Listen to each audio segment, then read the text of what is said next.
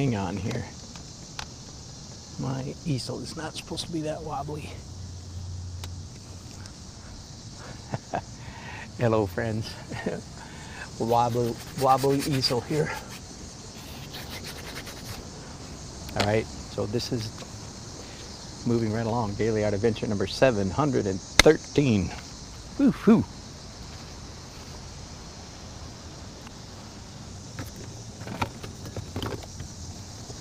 Time out for a little more mosquito spray here.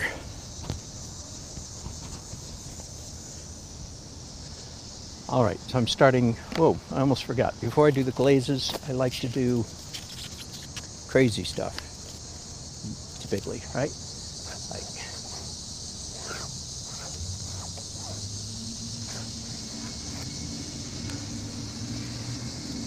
I guess some red and some yellow. How about some green? Whoa, that was strong, wasn't it? Wonder if I can overcome that.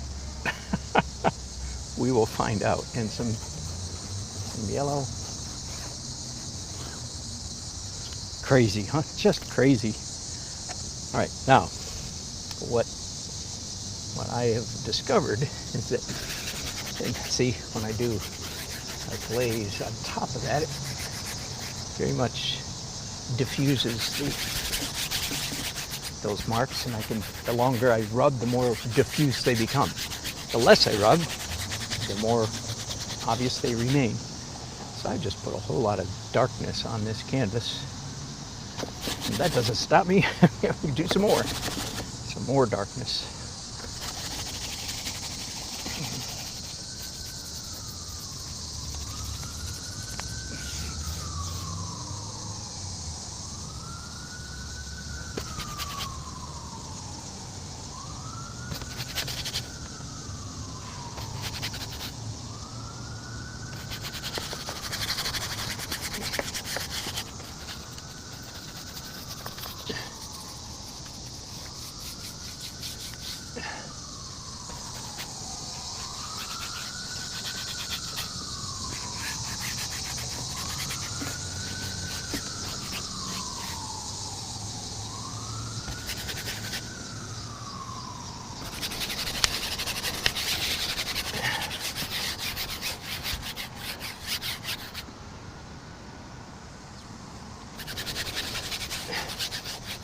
Isn't this fun?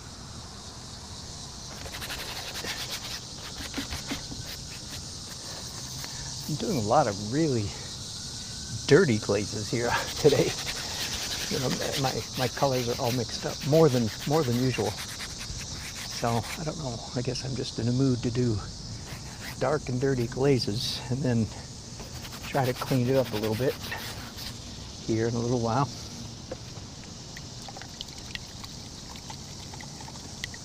Pardon me while I clean these brushes really quickly. And wipe them on the rug.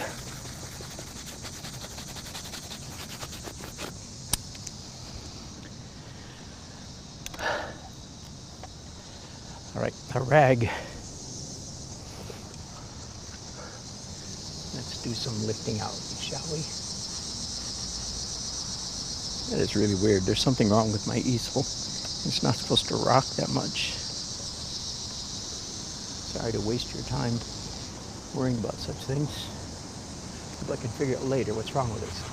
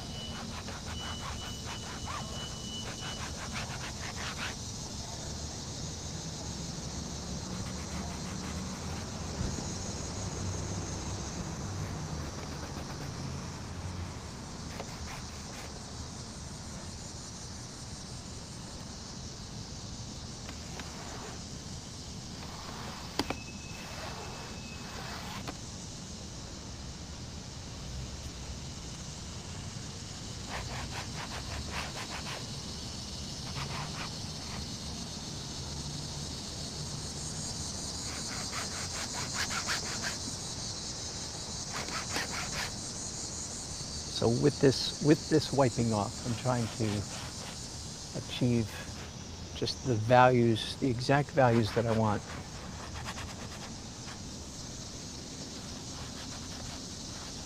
How light, how dark, how light, how dark. Of course, within, there's only a certain parameter, only certain control I have, because I can't wipe off the acrylics, of course, but everything that I just put on, all the oil that I just put on, I can wipe off. Just trying, and I love this technique because it allows me to, again, just achieve the degree of wiped offness that I want, which really helps the composition usually a great deal. All right, let me zoom in here.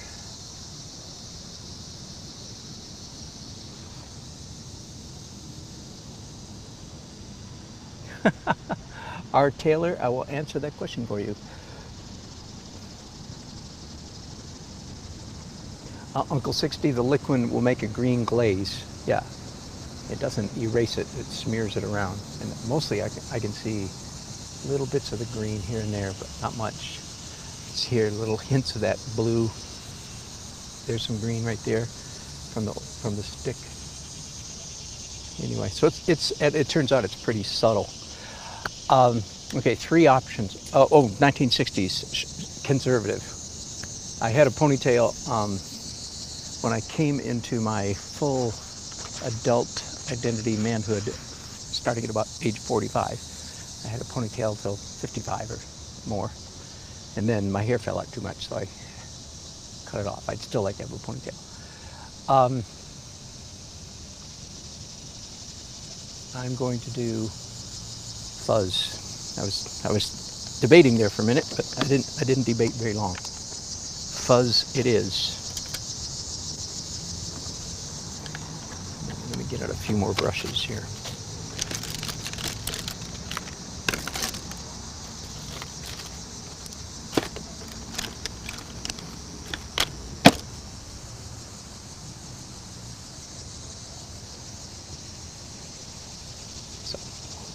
Fuzz. Translucent, of course. Means that it has white in it.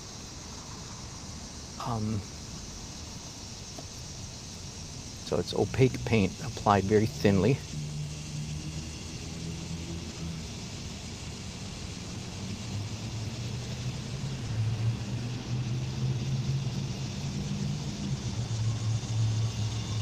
And very loose edges. Very, very, very soft edges. I just decided to give this brush a try. It's a Polar Flow Oval Wash. It's a synthetic soft bristle brush. I did have a blondish ponytail back in only 10, well, I think I cut it off about 7 years ago, I think. I can't remember exactly. Don't tell anybody, but my wife kept it in a Ziploc bag. But she's also the one that had the veto power when we were sitting there at the hairstylist. Ponytail, come or go. And she voted go, but she kept it. I don't know what that means. It's kind of creepy when you think about it. But let's not think about it anymore. Forget that I said that.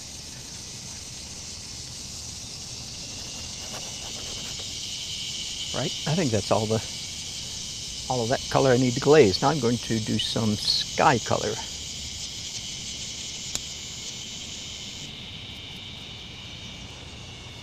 And boy, I picked up way too much phthalo blue. Anybody out there familiar with phthalo blue? That's what you say half the time when you pick up phthalo blue. It's like, whoa, that was too much. I've heard people that forswear refuse to use phthalo blue because of that very reason. That, my friends, is a very foolish decision. It's a staining color, so it's a lot more potent than many of our colors. But don't refuse to use it for that reason. That's just immature. That's a silly choice. You do not have to admit if you used to feel that way. Don't confess it. Don't let anybody know. Your secret is safe with us. But just stop doing it. Stop that. use phthalo blue. Just learn how to control it, that's all.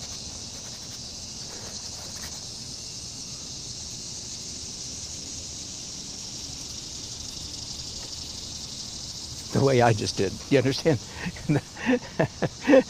You just saw me say, whoa, that was too much. So don't do like I do.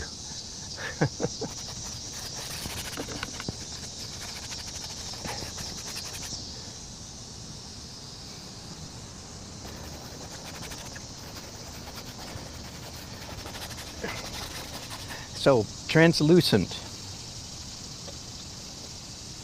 There are three categories, right? Opaque, transparent, and translucent. In my world of painting, the way I paint, most of the layers are transparent. So you build up layers and layers of glowing colors underneath. The most definitive, defined layers, of course, are opaque. But the magic layers, if you will, the magic layers are the translucent. They're halfway between. You can still, if you can't see through it, then it's not translucent, right? So you should be able to still see everything that's underneath. It just gets like a fog. This morning we had fog in our neighborhood. The first couple hours of the day, that was kind of fun. So that's what fog is like. You can still see the fence at the back of the yard, but it's just misty, foggy. Whoops, sorry. I just ran into you and almost tipped over. That would have been a first.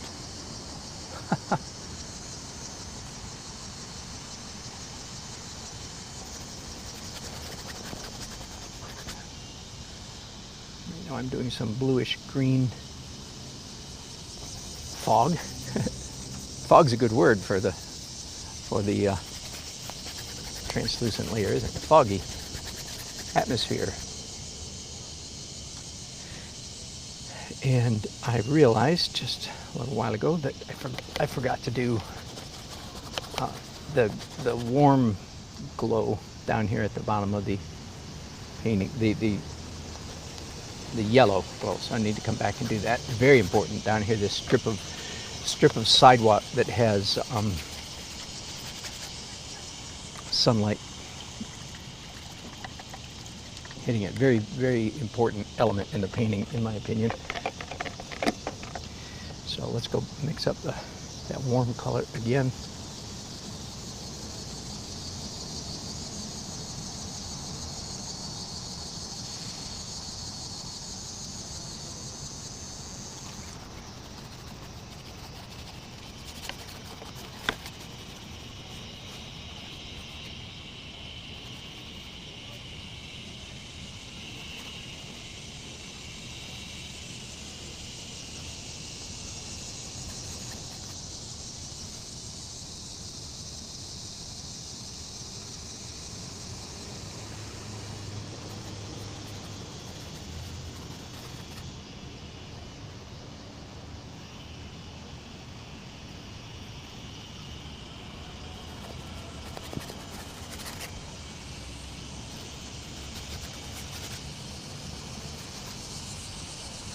All right, all kinds of atmosphere there, eh? I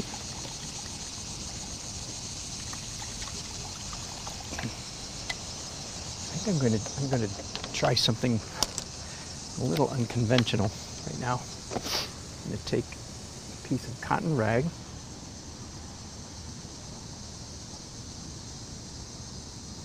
Ooh, purple glaze. What a great idea, Karen. Oh, come on. You just put me in the mood. How about a little purple glaze? Purple haze, not glaze, haze. You did say glaze, but as soon as you said that, I thought, you know what? That's a great idea. Some purple fuzz. Thank you. Gives me a nice alternative shade color, the color of shadows, the color in the shadows. Nice. Thank you, Karen. Oya Porter.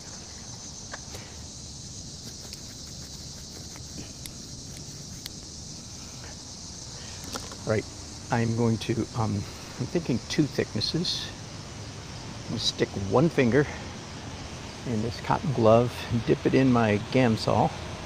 Now is when I do wish I, yeah, Jimi Hendrix, exactly. That's what I was thinking too. I don't know if this is going to work or not. Yeah, it's not quite having the effect I had expected, so I'm going to abandon that plan. It was fine, it just didn't do much. All right, enough of that. So the glaze is done. What's next is obvious to me at the moment. It is dark details in oil, not pencil, because I can still see, that's usually the determining factor. If I can still see quite a bit of the last layer of pencils, then I don't do pencil. And I can still see quite a bit, so I'll do drawing with paint. Then why am I facing this way? I don't know. Because the sun was shining and it was hot and I didn't want the sun on me or the canvas. So, Smart plan. but I never face with a canvas this big. I never point at what I'm painting anyway, because I'd have to be going like this all night. What medium are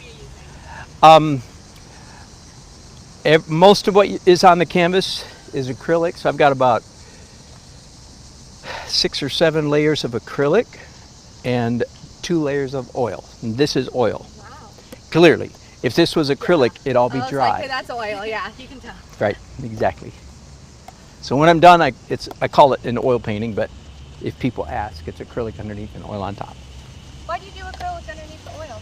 Because acrylics act like acrylics, and they dry fast. You can slap down layer, layer, layer, layer, layer real fast because they dry. Oil takes forever. And then, I've wanted to try well, oil, with this and stuff, then I decided not to. no. With this, I mean, everything I just put on there is oil, real thin. That'll be dry in an hour. Oil paints, think about it, dry in an hour. Everything else will be dry by tomorrow morning because I'm using this stuff. Okay, so yeah, old-fashioned oils took forever to dry. Oil's done the old-fashioned, the way my daddy did. Mm-hmm. Yeah, that took forever, but mine are really fast. Okay. I have not got all day. Thank you. Do you have an Instagram or something? I sure do. I do. Let me think. Let me think what pocket my business cards are in. Whoops, that's a good question. Maybe I've got one. Yes, I mean, my Instagram is not my, I'm broadcasting on YouTube right now. Right. Oh, good, I have one. Which one of you wants it? Who's the most responsible? I got the bag. I can't fix my character, but I'll keep it in my pocket. Thank you, you too.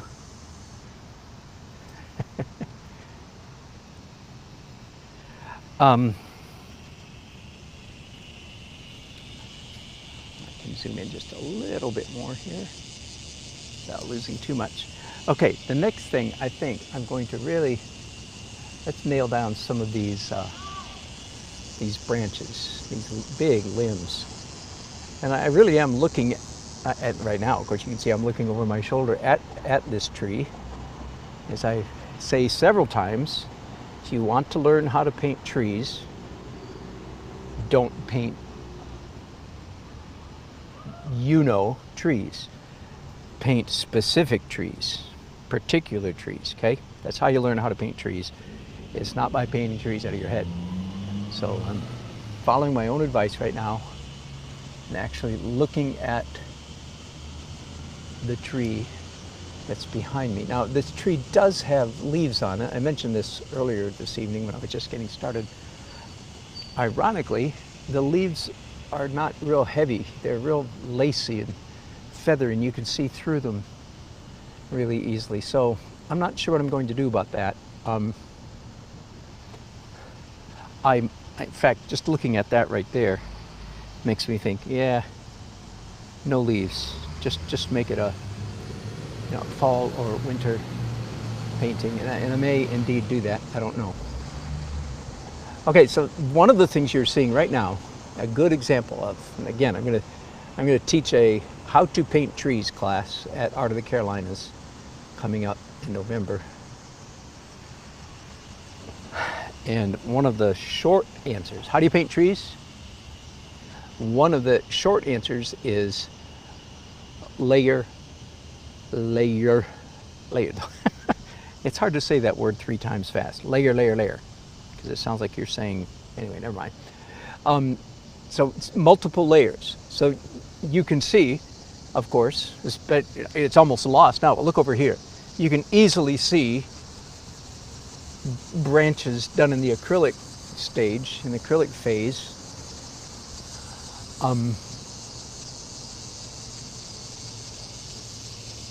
But they're decidedly subtle, soft, right?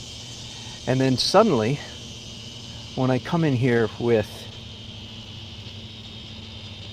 this much more sharp and pronounced lines, we get this subtle, see the subtle earlier branches are still visible. They still have an impact. Let me pick this one up a little bit. They still are impacting your sense of treeness, if I can make up language like that.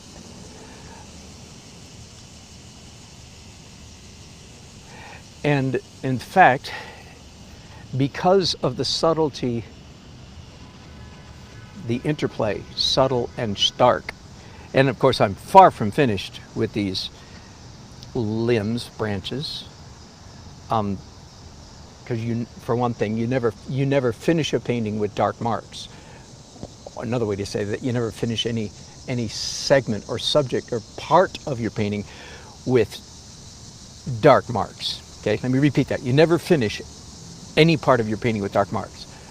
If you put dark marks on the canvas, as I am clearly doing now, then that is clearly the wind-up, the entree, waiting for the denouement.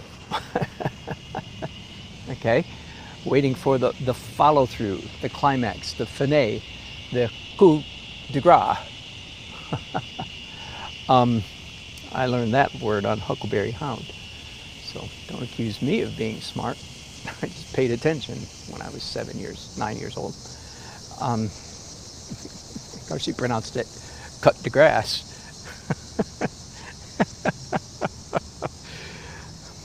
Some of you I know I've lost. Sorry about that. Okay.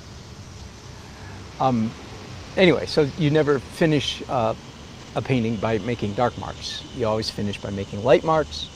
I've said that so many times, and many times I give you the reason, the rationale, the explanation why. And I do have a why, but I don't want to give it to you right now. Just stay tuned and I'll give it to you another time. I want to come back to trees. Because there's another principle, of course, at work in the painting of these trees, and that is the principle of the repeated, highly repeated, oft repeated, much repeated motif. Okay, and again, you regulars, you hear me talk about this all the time. Anytime you have a highly repeated mark, shape, line, shape is really the main word, I think, then you need to concoct, you need to invent several different strategies, several different techniques, several different methods for rendering that repetition. And usually when I say that, I'm talking about buildings. Like, I'm going to have the same thing. There's a whole bunch of mullions. Every one of these windows, like there's 1, 2, 3, 4, 5, 10, 15 windows over here, each one with mullions in. And there's another whole bunch of windows over here and here, each one with mullions. That's the little sticks, the lines. Okay?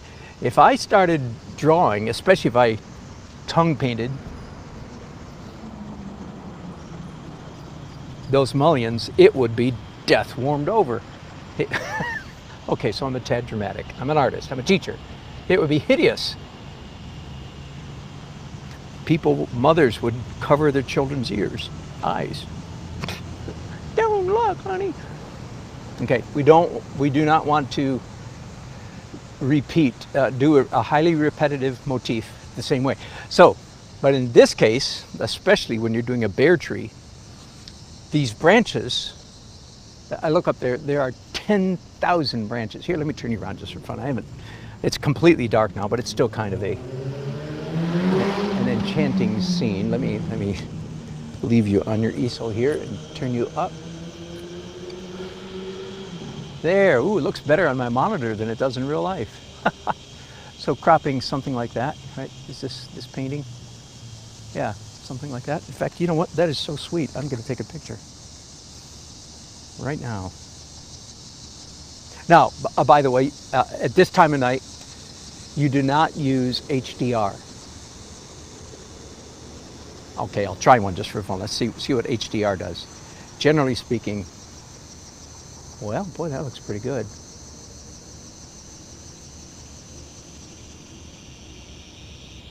Let's see how that looks. Am I on? No, I'm not. Sorry. Ooh. Actually, I'm going to change the tint slightly. I'm going to warm it up a little bit. I'm actually going to darken it a little bit. Oh, wow. I'm sorry, I'm having fun here, gang. Fun at your expense. Wow. Wow. Okay, I stand corrected. I wish I could swipe right back and forth from here's the, come on, there we go. There's the picture I just took. Excuse me, hang on, I'll get it there in a second. Whoa, hang on. Oh, that's terrible, isn't it? Right, there's the regular. And let me show you the HDR, just for fun. I think I just schooled myself a little bit.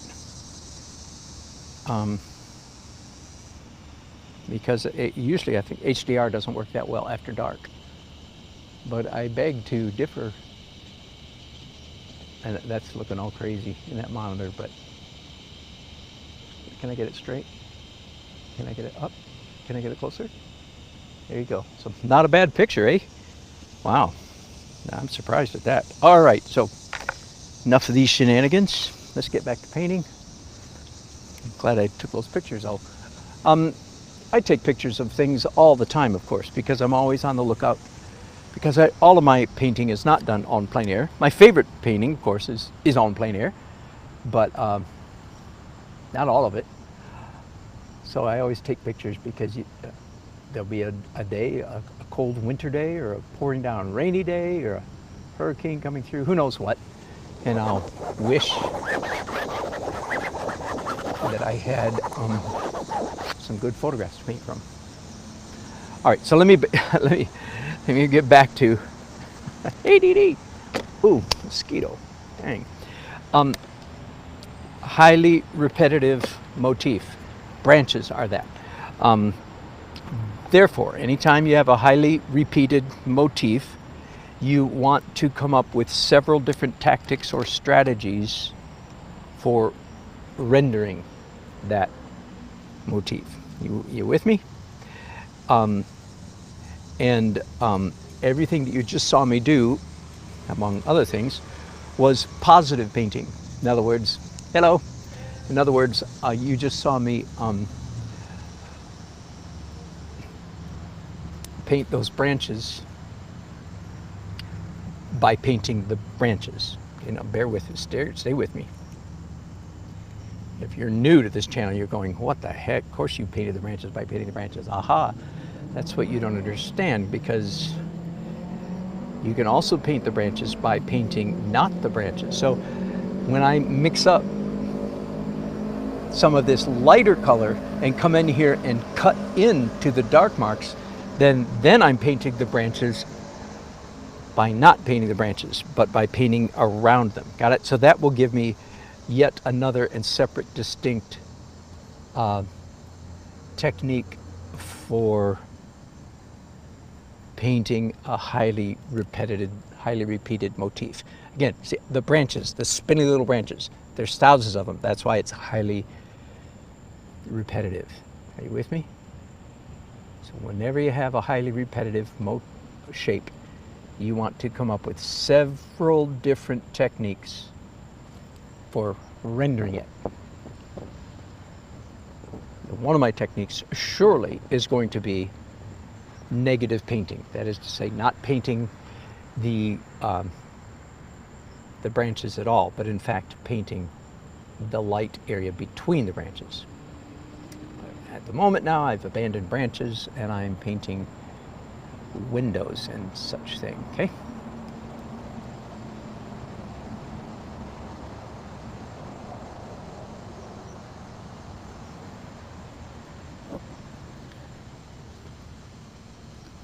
By the way, this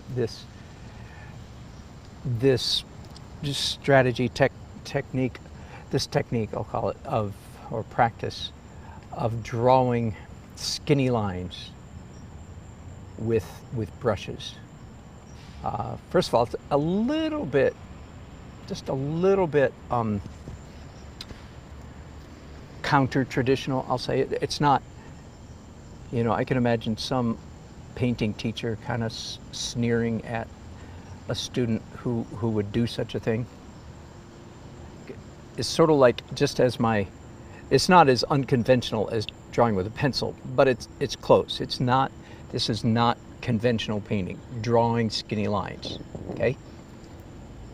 As you can tell, I don't care at all if it's traditional or not. I do it because I like it. But one of the things I wanted to mention is that you also see I utilize a lot of scratching with the end of my brushes. So many of my lines that I draw, so to speak, these skinny lines, get scratched through quite a bit, thus diminishing their lininess. That would be the complaint of a traditional oil painter. It's like, ew, that's too liney. You're supposed to be painting, not drawing, blah, blah, blah, blah. And I know that rule. I know it very well. And I spit in his eye. I dance on its grave. I don't care. Good to know the rules. Absolutely good to know the rules. And then, because if you don't know the rules, you don't know when and how to break them, why to break them.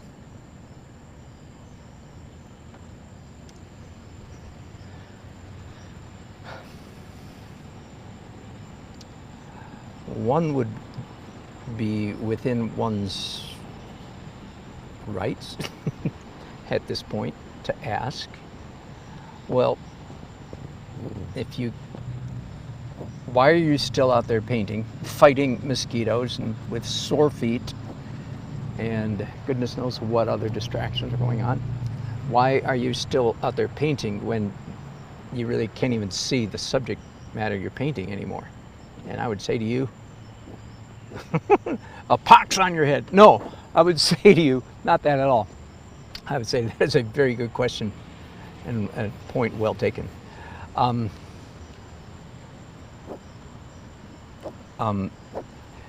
really I think my main answer is just energy. I'm in the flow, I'm in the zone, I'm in the moment, I'm in the place. And by the way, as you saw a little while ago, I'll turn you around real quickly just so you can see.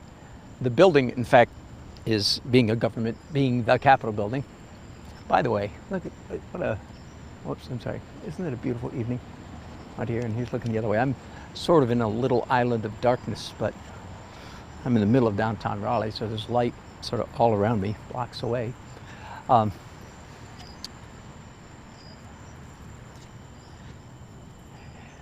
So the real reason is, again, yeah, I'm in the flow. The energy is here. My feet are complaining, and I'm thirsty and I'm sweaty and clammy because I've been sweating for a good, what time did I get here? 4 o'clock, 4 hours. It was 93 degrees heat index, 89 actuality, but 93. That means hot and humid. Anyway, so yeah, there are physical discomforts, but they are relatively minor compared to the advantage of being here for two reasons. One is I can turn around and look at the building and still get architecture because the building's being lit up. Okay, I don't follow lighting. So when I do want to see lighting, by the way, let's take a quick tour of the photographs that I took. That's one of them right there. In fact, hang on just a second. I'm going to edit that. Whoa. My phone is saying my memory. Oh no, here we go. Here we go. This is there. Hang on, I showed you the wrong one. Now, again, forgive me. I know it's terrible to try to show you a picture of a picture on my screen, but I'm going to do it anyway. Hang on, I'm going to get it in the right place. There you go. So I will pull this up. Now, you know what? The green and that looks quite nice. I had failed to realize. Wow. Dang, I don't know what to do with that. That illuminated, backlit leaves are lovely. And frankly, I failed to notice that when it happened earlier in the evening. So now I'm in a bit of a quagmire, shall we say. A bit of a like, so do I want to do that or not? Because it would be, yeah, I can't, unfortunately. I'll save it, I'll do it another time. That invites me to come back. The photograph invites me to come back and do this scene again. And next time, in fact, capture that luminous spring green, maybe. I don't know what color to call it. Yellow green. But not it's not a spring green, it's a warmer, an orange green almost, you know. Anyway, it's lovely. And okay, since some of you are saying, well, why can't you add it? And the answer is because it's not in the underpainting. Okay, so that is, if you will, that's the downside of painting the way I do, in layers and layers and layers of transparent beauty. The downside is you can't stick something new on late in the process, like a postage stamp. So where if you are a traditional oil painter, you can't stick it on because everything's opaque, and one more opaque object doesn't make, no, never mind. Doesn't matter. But it would be very difficult. I could wait until tomorrow. I could fake it. I could go back and add layers of, I have to stay in oil, of course. I could imitate the underlayer, etc. I could imitate, but it would be a pain in the butt. And of questionable quality even after. I mean, I think I could make it work, but it would just take a lot of time and work, and it's not worth it. So as lovely as that is, this will also be lovely, and nobody but you guys will know the difference that I made artificially. I made the scene later in the season. All right, that was a long time to say something simple, wasn't it? But that's why I can't add it, because it would have had to be there in the acrylic stage. Then it would have had a glaze, oil glaze on top of it. Then there would have been glow. I would have, in the glow layer, I would have been doing that, and so on. Does that make sense? So those of you who do not paint like me, hooray for you. It's a lot easier for you to add things last minute. I've had, through the years, had many students as they're taking a live class, and they'll get down to the final edit layer, and they'll start adding a tree, you know, in front of their barn, so to speak. I'm just using barn as an analogy. And I say, what are you doing? I say it nicely because I'm a teacher and I'm being nice. They say, I'm adding a tree. And I say, oh, no. You can't. In that regard, my painting technique is like watercolor painting. You know, and all you watercolors are nodding. You know what it's like. You don't add things. Everything's transparent. So you don't add elements just because they're up close. Whereas in traditional oil painting, you know, if there's a weed, amber wave of grain in front of the fence post, the fence post in front of the horse, and the horse in front of the barn, and the barn in front of the woods, and the woods in front of the hill in front of the mountain in front of the sky. With me, I just went from close to back. In traditional oil painting, you can paint from back to front and back again if you want, but not in watercolor and not the way I paint.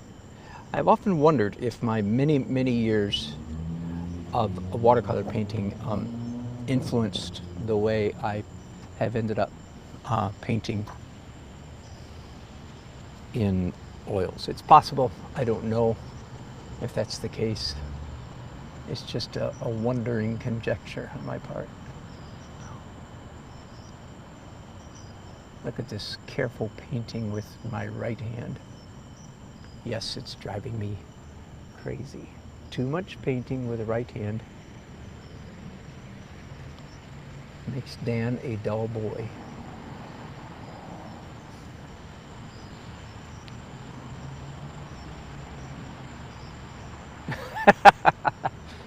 I just read your chat. Uncle 60. Yeah, paint backwards. Start with a painting and go back to a white canvas. Wouldn't that be fun? Hey, Horatio. Speaking of Uncle 60, I hope it's okay to use your real name. Don't anybody pay any attention. His real name's Horatio. Don't let him kid you.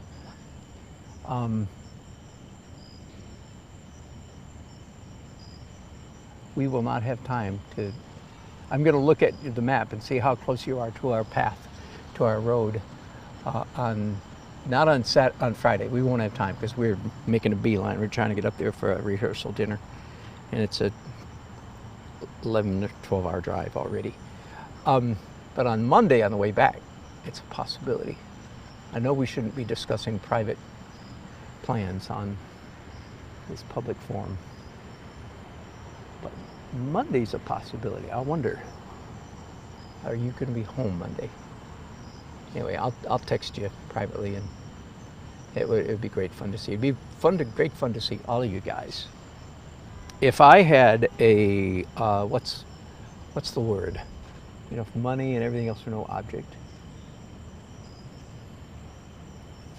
And I don't think this will ever happen, but it sure would be fun to have a party, have a gathering. All of you guys, all of you regulars. Let's find a place in the mountains. Any old mountains will do. Spend a weekend together. Would that be fun? That would be just crazy.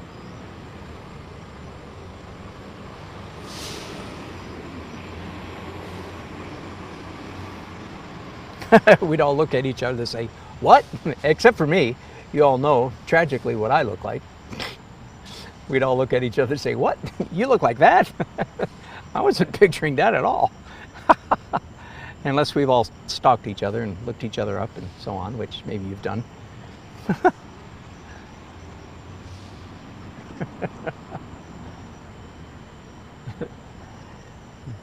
You people my age. Do you remember the first time you saw Paul Harvey? Maybe you weren't. Maybe your dads weren't Paul Harvey fans like mine was. Man, I was a Paul Harvey fan. I mean, I heard him, listened to him when I was a kid, and then when I was married and had kids, and you know, working full time as an artist. Doggone it! This is back in the '90s, early '90s. Paul Harvey was still on the radio. I couldn't believe it. He must be 150 years old. But he wasn't. Just a kid's sense of time is not always that accurate. Anyway, the rest of the story, etc.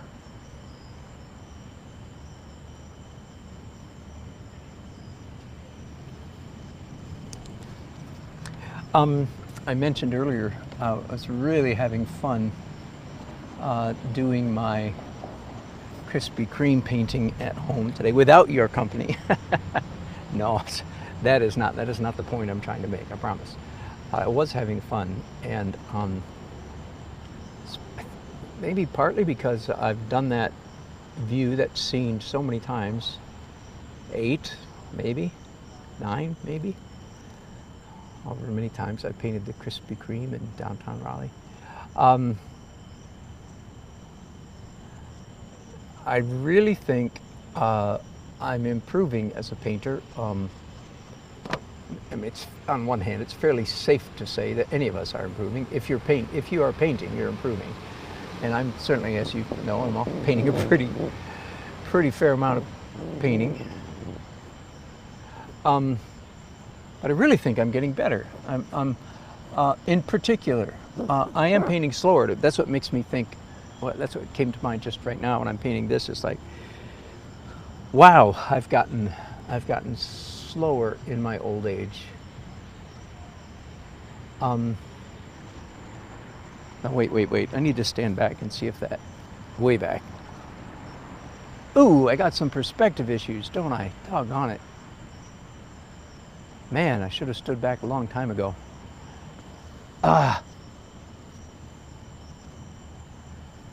Okay, I'm gonna look again. That line is accurate. That's crazy. But if that line's accurate, then this one down here cannot be. What? Hang on, I gotta back up again.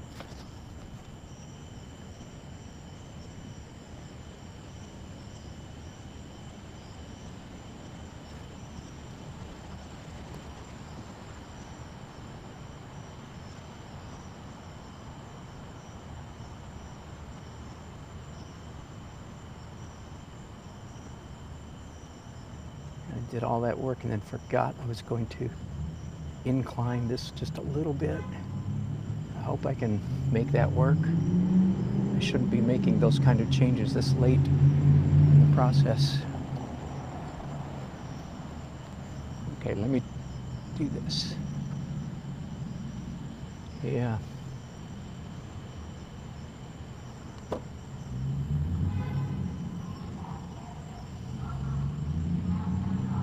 This layer, by the way, the dark drawing,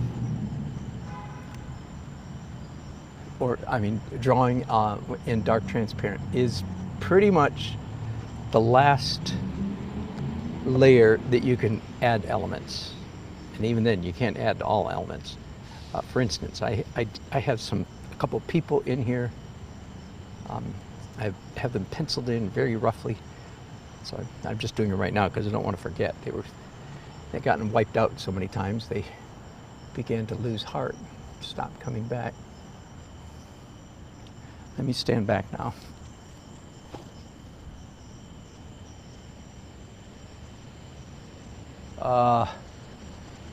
That is crazy.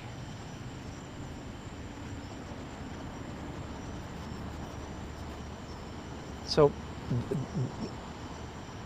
this wall right here, and I've learned, by the way, just for what it's worth, that you guys looking at it from your angle don't always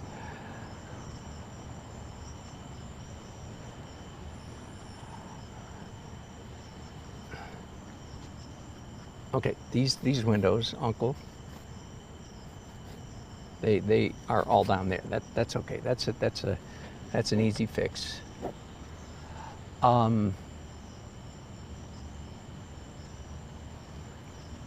got to look one more time. I'm holding the brush, slapping the brush against the plane of vision. Every time I measure, I get exactly right there. Let me check now this one down here. Make sure that it's slapped against the plane of vision. Let me back up here so you guys can see what I'm doing here. I'm doing this old trick. I'm doing it with two hands now. I don't usually do two hands. First of all, it has to be flat against this, perpendicular to where I'm looking. It can't be off this way. All right, there's the line. Dang, that's exactly correct.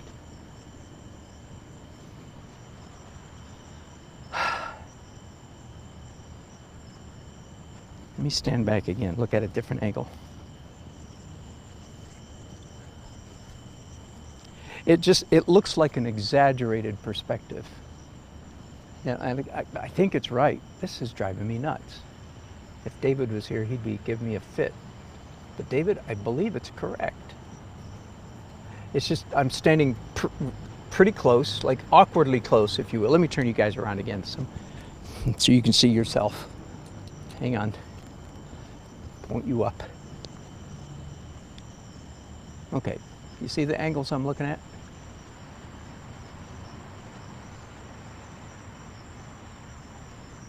Okay, looking at this is crazy. Looking at it on my monitor is giving me some peace about it. Hang on, I'm going to raise you guys a little higher, see if I can diminish the glare that you're getting. You understand why I do you so high? So that you don't get quite as much reflection, because the light's high, and so are you. All right, I'm gonna stick with it. That's weird. Now I think I've just freaked myself out, for no good reason. Of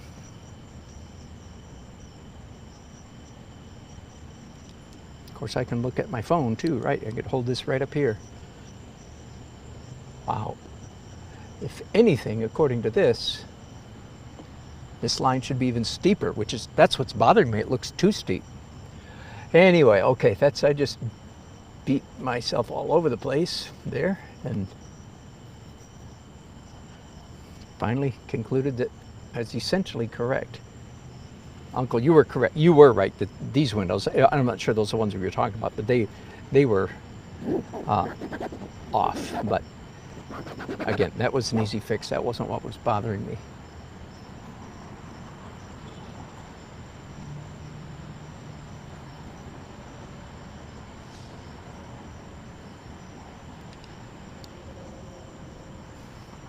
Yes, I was about to say, I bet there's an old brass, brown, green water downspout, and there is indeed.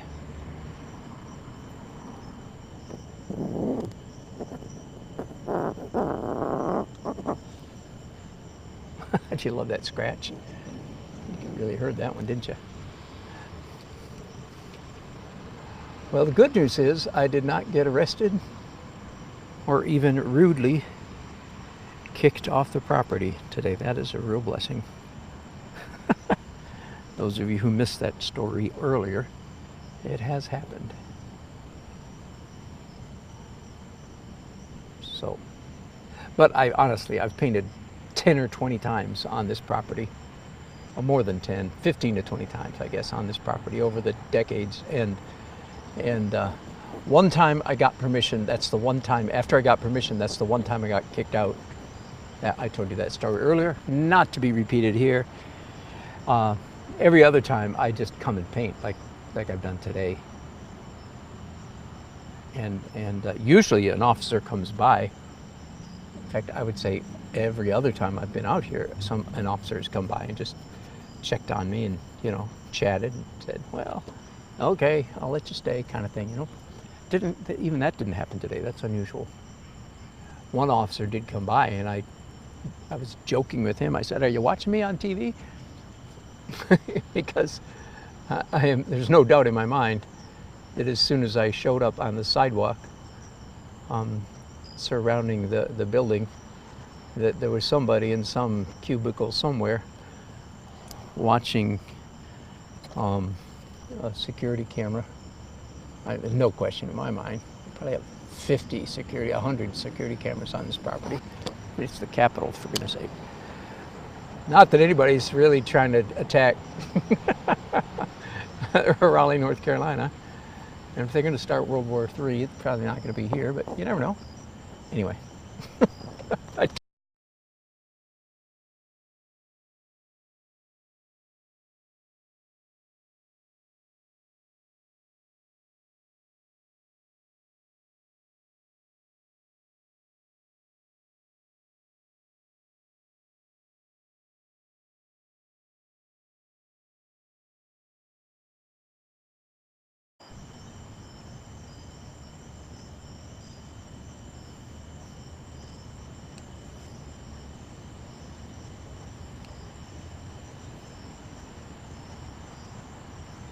All right, are we back?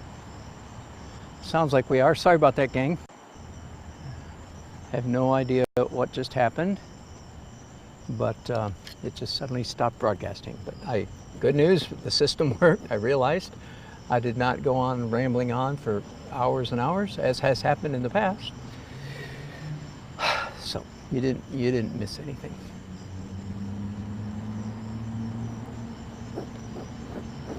And Radina, she had an instruction for me about lower inside corner above a door or window. The horticulture, oh, Mike David says the column center coming out.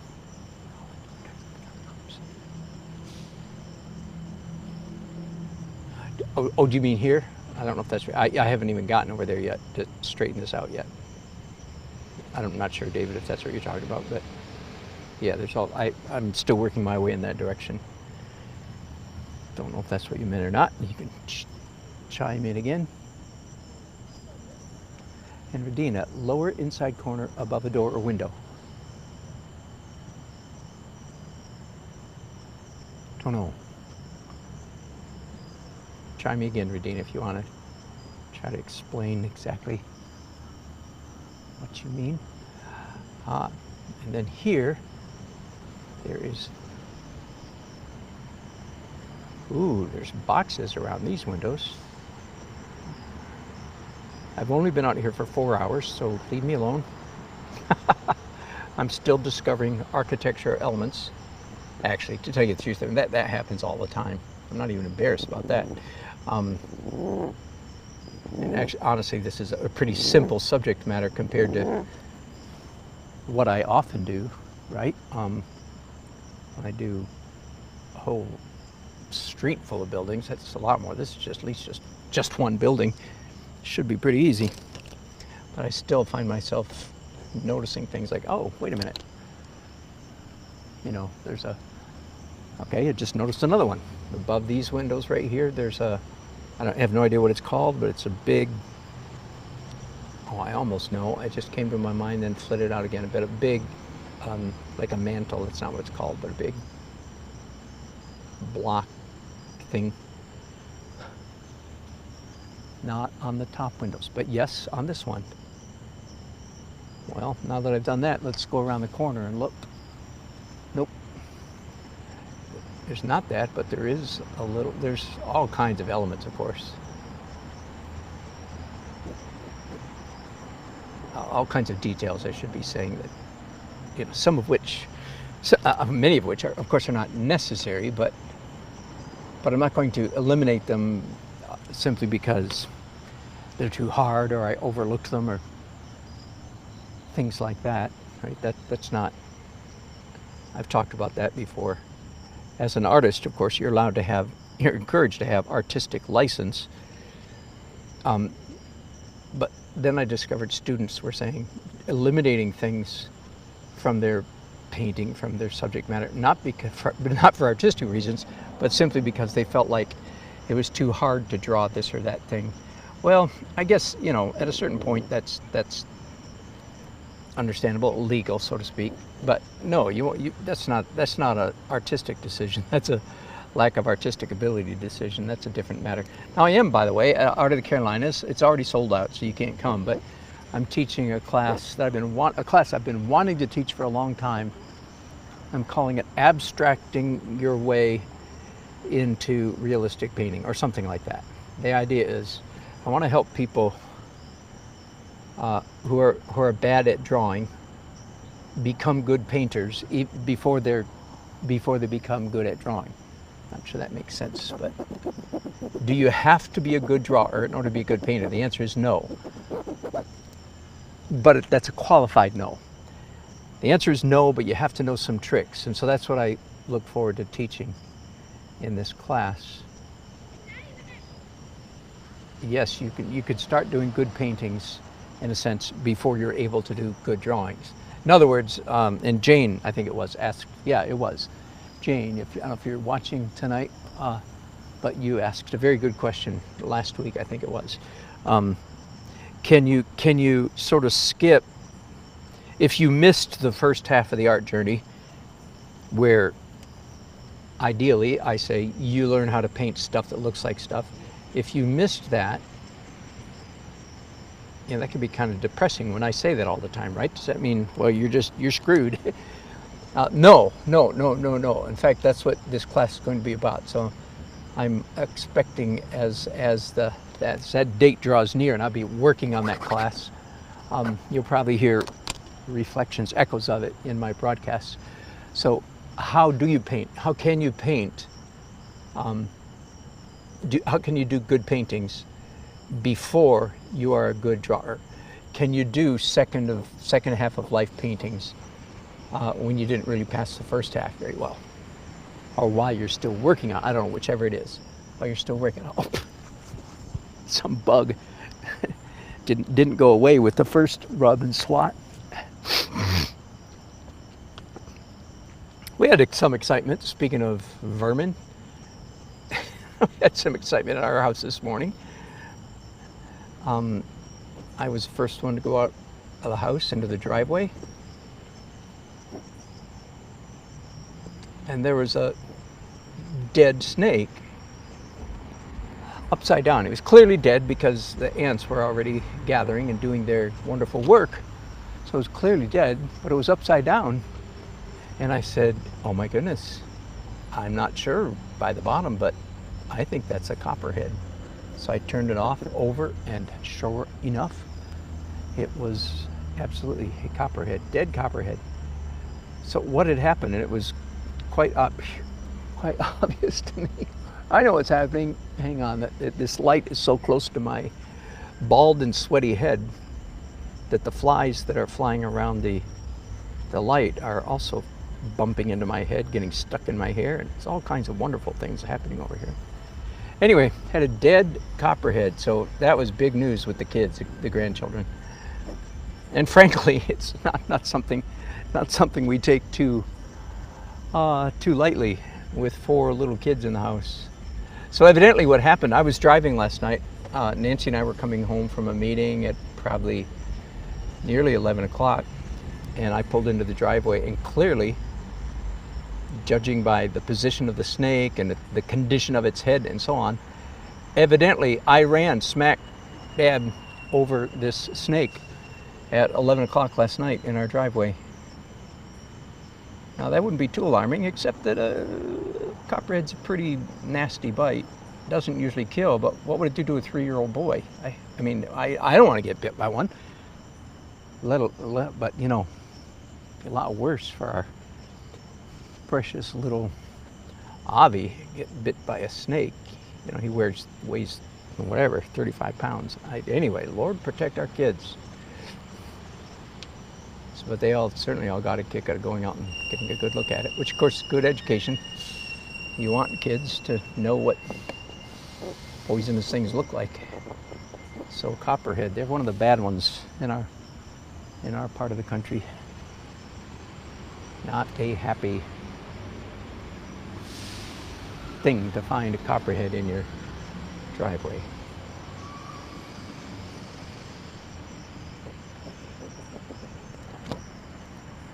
Whew. I was talking a little while ago about painting slowly, and I was talking about doing my Krispy Kreme at home that I started night before last, and truly having a good time, but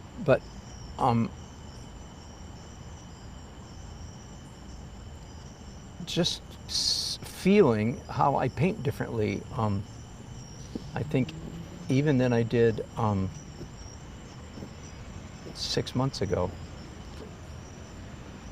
You regulars, you were with me when I went through what at the moment was a detour where I did the really big paintings for several months. Went broke, starved. But I'm not sure that was a bad detour. At the moment it feels like a detour, even though I expect to get back to it.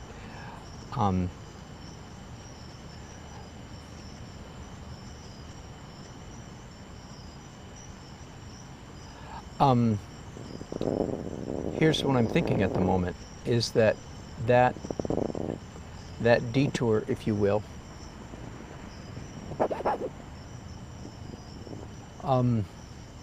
changed my way of painting for 6 months or so. Unlike how I painted habitually for the last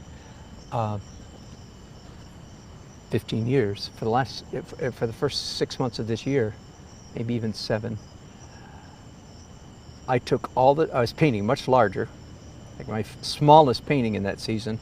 I mean, other than a commission, my smallest spec painting, that is just painting on my own like this, was 4 by 6 feet. I did 2 of those, and then 2 6 by 6, and then 2 larger than that. But I gave myself permission to take as long as I needed to get the job done right. And I think something might have happened in my inner artist, my inner psyche. It's like once I got a taste of me painting at my best, not my fastest, that seems to be, even though now I'm painting small, this is 24 by 36 by the way, but so you know what I mean by small. Even though I'm painting small, that season of painting well and slowly seems to have taken root, which I welcome heartily. I mean, there's no question. I was just sensing as I was painting my Krispy Kreme, and I'm sensing it here somewhat as well. I mean, I didn't used to take anywhere near this time to do all the dark drawing. I mean, how long I've been going? Whatever, an hour, well over an hour. I look forward to reading all your chats, you guys. I appreciate you jabbering on without me. I do really. I get a total kick out of you guys talking to each other. That just blesses me. But I will look forward to reading them. Yeah, so I didn't used to take this long at all. I mean, as you can see, this is if I weren't doing what I love, my feet would be just screaming at me. But I'm just ignoring them. Say, shut up, feet, we're not done yet. Okay, please finish soon. I say, I'm not making any promises. Although, given how long I've been working on this dark detail phase. By the way, the lines that I'm putting in the middle of this lantern right now, you can bet that I'm going to Jeremy Man these suckers. That's me once again being sort of silly for fun, naming a technique after one of my friends, Jeremy Mann, North Carolina painter. I've talked about him quite a bit. You can Google him. He's really mastered this bending light. Usually it's sunlight, but it'll work here as well. Sunlight coming around an object, it turns different colors, you know, typically yellow, orange, red. And I'm certainly going to do that there. But right now I'm just rendering the... I think my pillars are pretty good here. It wouldn't bother me if, right at the moment, I don't have one, but it wouldn't bother me if I had a T-square and I could lay a T-square on top. I used to carry one in my van at all times. Of course, I didn't get it out today. But I think I want to actually renew that habit. It would suit me fine. Now, having said that, I would actually prefer that they lean in. Oh my goodness. It turns out there's only 4 pillars on that building, and I've already got 5. 1, 2, 3, 4, 5. And looks like there should be one. I can fit in one more. Okay, so I'm not going to. We'll finish it off there. 5 is 1 too many, but now again, frankly, between you and me, that's a mistake I would rather not commit or have committed. But in the underpainting, you know, there was the suggestion of more than 4. There's 1, 2, 3, 4, 5. Oh, this one needs some shading because it looks too flat. There we go. Does that make you happy now?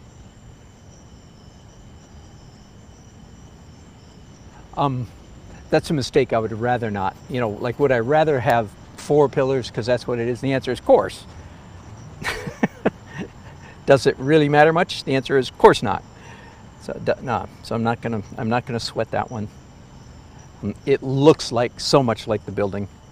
One of 1,000 people will ever notice that I've got the wrong number, and it looks nice. And of course, there is no rule, and as far as I know, the number of pillars on a, you know, Corinthian or whatever that is, Grecian porch is not a rule. There's I don't think there's any such thing. Like, there should always be an even number. No. So there's a middle. You know what I mean? If there's an even number of pillars, then there's between the middle ones is the door. And sure enough, as I turn around, I see, yep, that is the case. Oh, you know what? I just discovered a great big mistake. Now, this mistake does matter. I'm going to fix this one. This goes under how many things you don't notice. Having only been out here for 4 hours, turns out the pillars, the columns stop right here, and at this point, from this point down, it's square again, square stuff with lines on it even.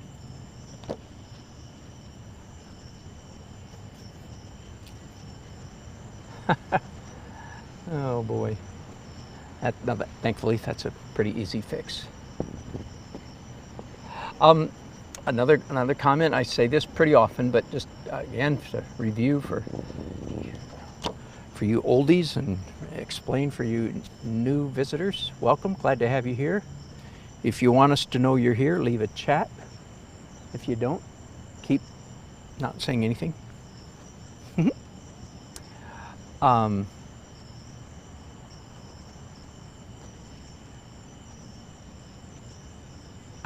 I'm being extremely liney, right? Again, I can imagine a really good painting teacher, like the kind of instructor that, you know, any of you guys would pay $1,000 to spend a weekend on Jekyll Island to take from somebody, you know, one of the big dogs. I can easily imagine them complaining and saying, no, no, no, no. This is painting. This is, you shouldn't be drawing like that. And I sort of nod at that. I say, yeah, that's generally, I think that's correct. Generally, drawing is not painting, painting is not drawing. That is the rule. Do I think I can get away with breaking this rule? The answer is yeah. Heck yeah. I think I can.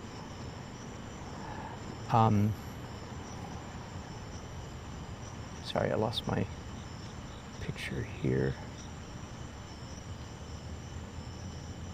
There we go. Oh, there's no background in that. I need to find one where I can see over there. Okay. Let's go to a different.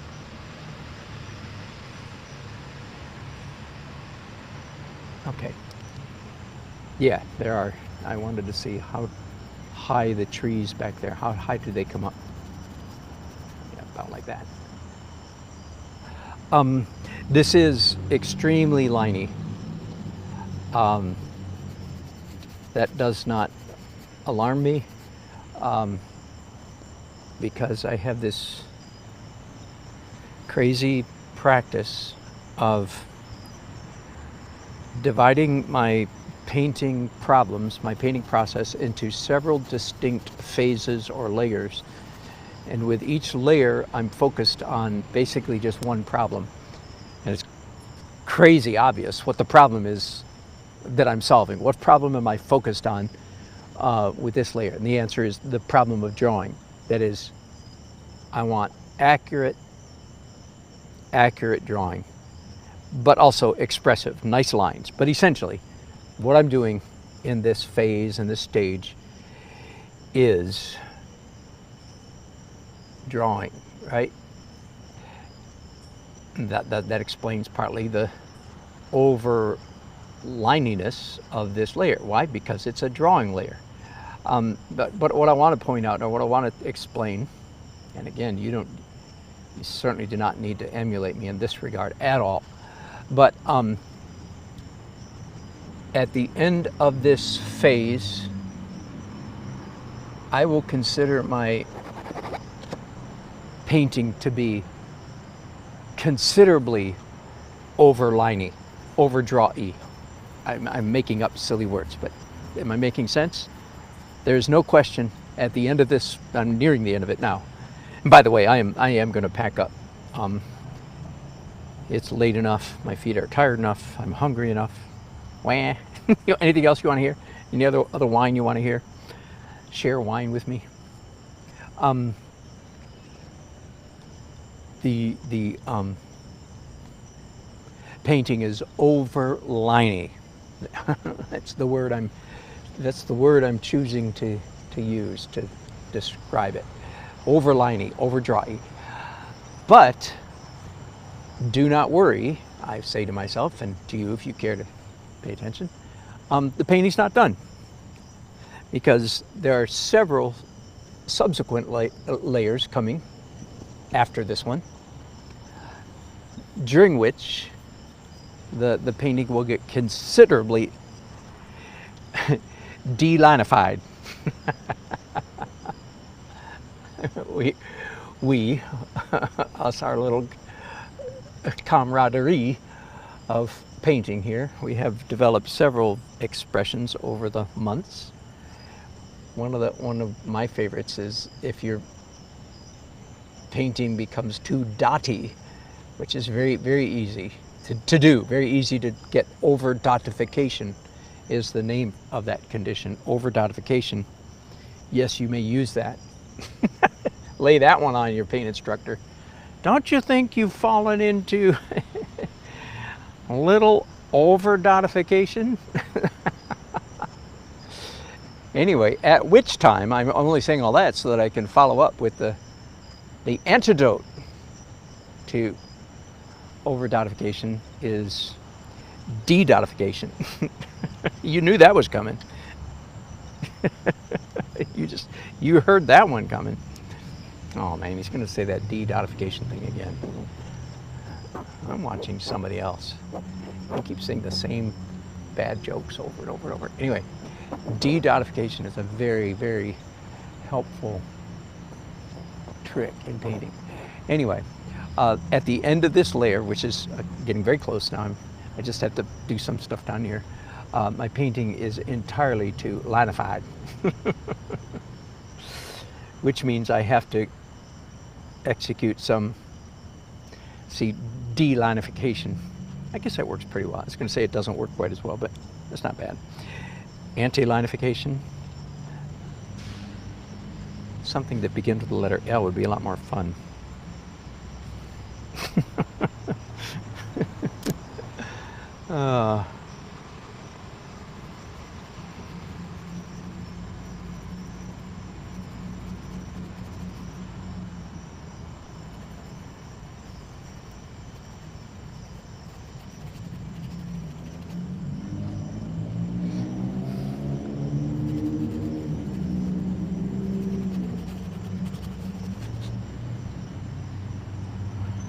Whew.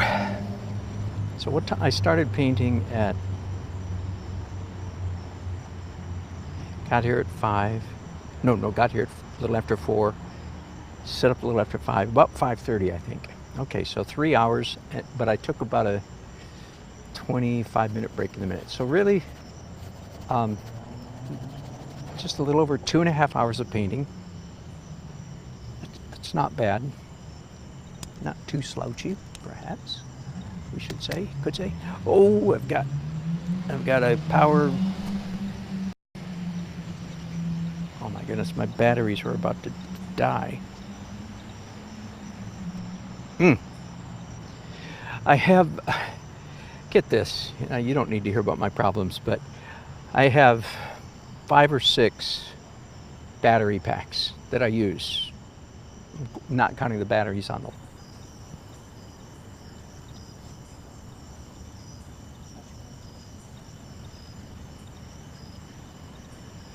All right, are we back?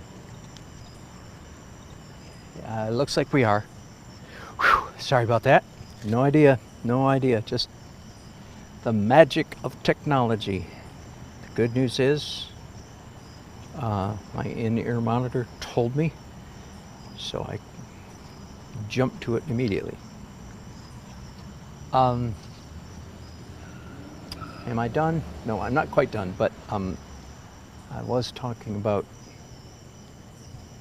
by the way, there's a little bit of Canadian just came out of me right there. That was one of those times, accidentally, every once in a while, like the word out about or house comes out, and I laugh at myself, say, a little bit of Canadian just came out. That's funny. Anyway, I was talking about overlininess. D-linification would have to be, we'd have to do a little D-linification if in fact it's overlinified. I like to say it with this southern country accent. I have no idea why.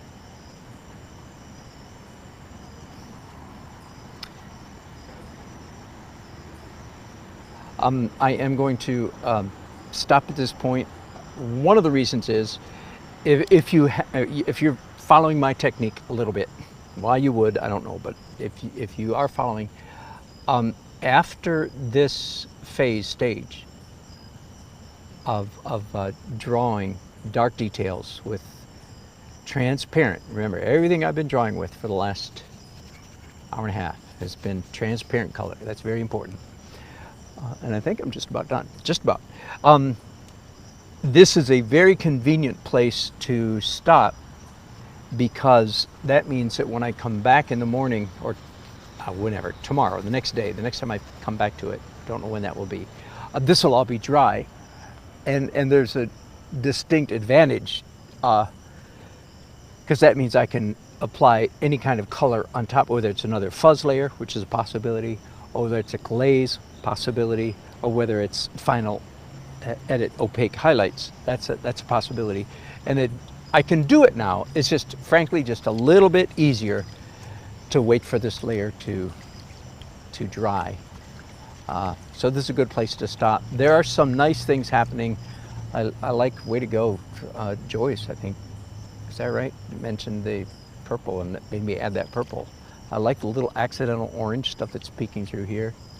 I like the red blush. I like a lot of things. I like the red abstract streak right there, and the orange abstract up there. So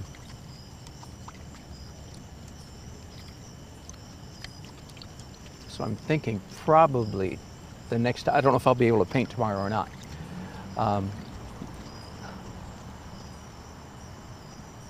Hang on.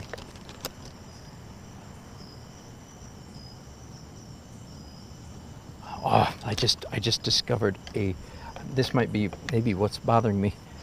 Probably not, but it's a possibility. Those lines are wrong. So hang on, I thought I was all done, ready to pack up and go home to my wife and supper and a couch and practicing the trumpet. All that has to wait for a minute here. This will be easy fix though. These lines are wrong.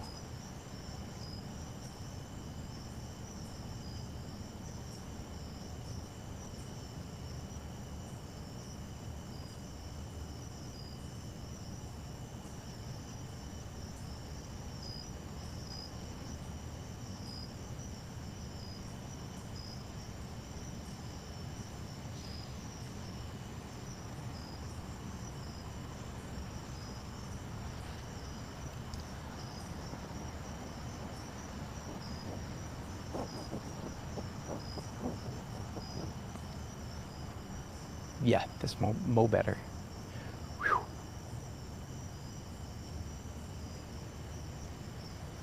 All right, alrighty then. Thank you all so much for your crazy company. Let me go back, and I can't read all the chats that you guys have left. Thank you for your verbosity. But I will read, I'll skim through them and see if there's any intelligent ones. That's we're old friends. We joke around here. We used to be old friends, they say. Oh, come on. I'm trying to get this thing turned off. So it's time to shut down some electronics. But let me sit down here for a minute, and I keep saying I'm going to sit down, and then I keep standing up.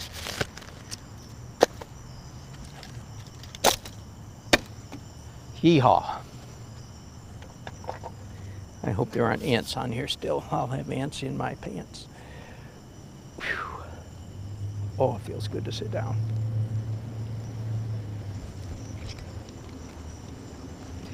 Tomorrow, I've got two things. One, I'm getting ready for a big weekend. Nancy and I are driving up to New Jersey. I'm going to wave at Uncle 60 on the way by. Exit 10, I think. I'm doing a wedding with 2 paintings and the portrait I've already done of the 2 little boys. Whoa, wait a minute, I'm off camera, sorry. Hang on, I didn't mean to do that. All right, you need to see my lovely face. Anyway, big weekend coming up. Looking forward to it. It'll be fun doing 2 paintings at the wedding, a watercolor and an oil painting. We'll finish those hopefully on Sunday and then drive all the way home Monday.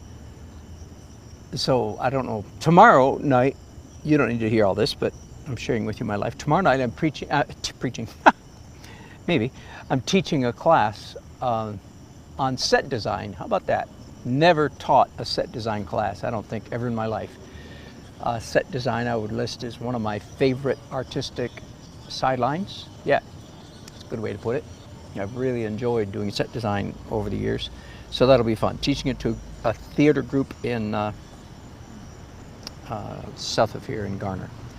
Look at all this comments. Oh my goodness, I can't read all this, but yeah, me in the 60s, short hair, conservative, good Christian boy. I was a good kid. I was a happy, talented, hardworking kid. It sounds like a joke, but there's a joke in there somewhere, but that described me pretty well. Yes, with very blonde hair, very blonde. Although I was a blonde up until my late 30s, early 40s.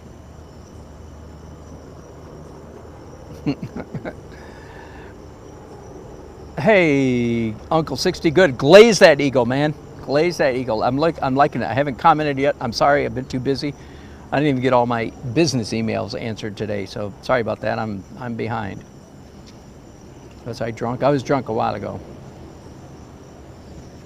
Karen, I mistook your purple glaze for a purple haze.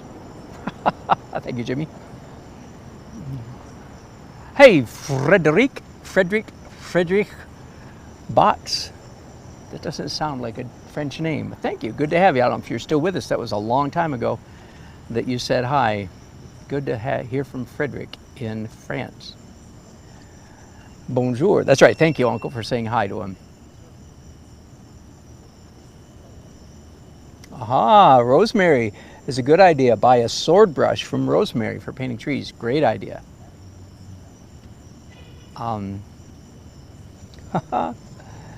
Uncle, thanks for talking to our new friend.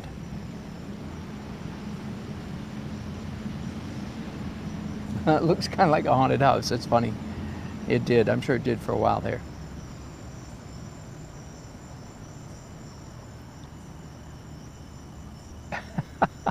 Good.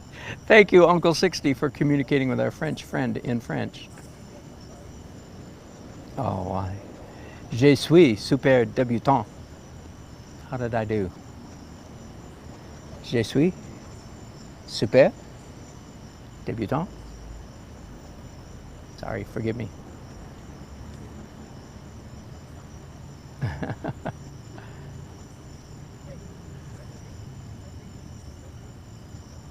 It's a haunted mansion, yeah, it is. It's a government building. It's pretty haunted. Filled with political spirits. Karen, feel free to buy this one. Make installments, but it's not done yet, of course. You know it's going to go through some good changes here yet.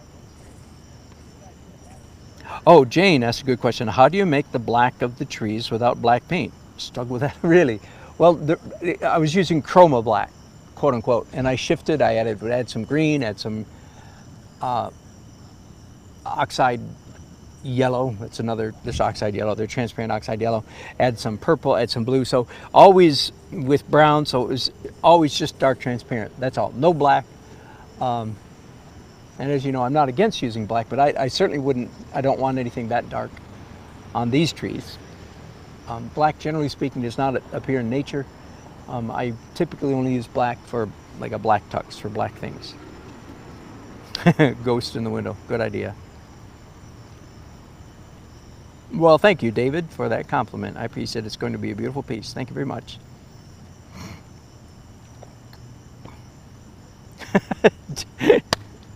David, our Quebecer, he's starting wood fire to stay warm tonight. That's amazing.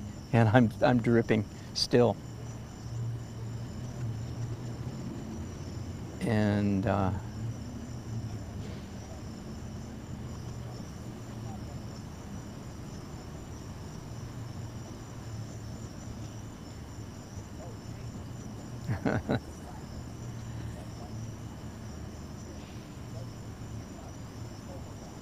good, Radina. We wish you well. We wish you health. I hope you're still with us. Bless you, my dear, with getting out of bed soon. Glad you can do the watercolor pencils in bed. That's a great idea. Barbara, as usual, painting and listening. Good for you. David thinks that indeed that my watercolor history does impact the way I paint oil painting. It certainly may be.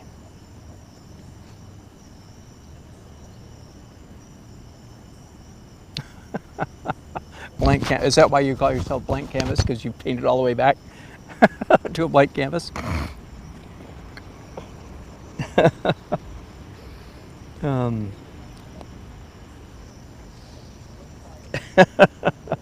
Yes, gesso roller, sponge clean. We've been there.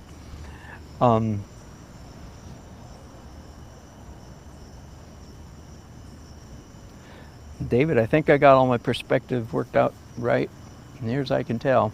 I certainly worked at it hard.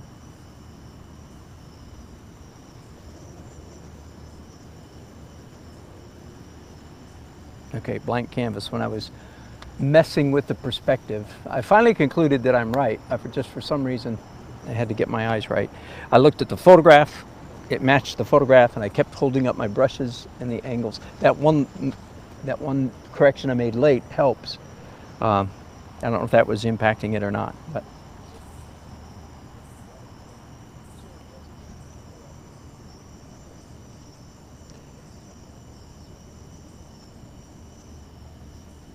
All right, that's most of your chats. Has everybody left me? No, there's still 14 stalwart souls. Anyway, so here's the drill. This just to let you know. So it's hot still. It's 9 o'clock, nearly 9 o'clock. My car is about a block and a half that way. I have to go get it. That's brilliant. I know.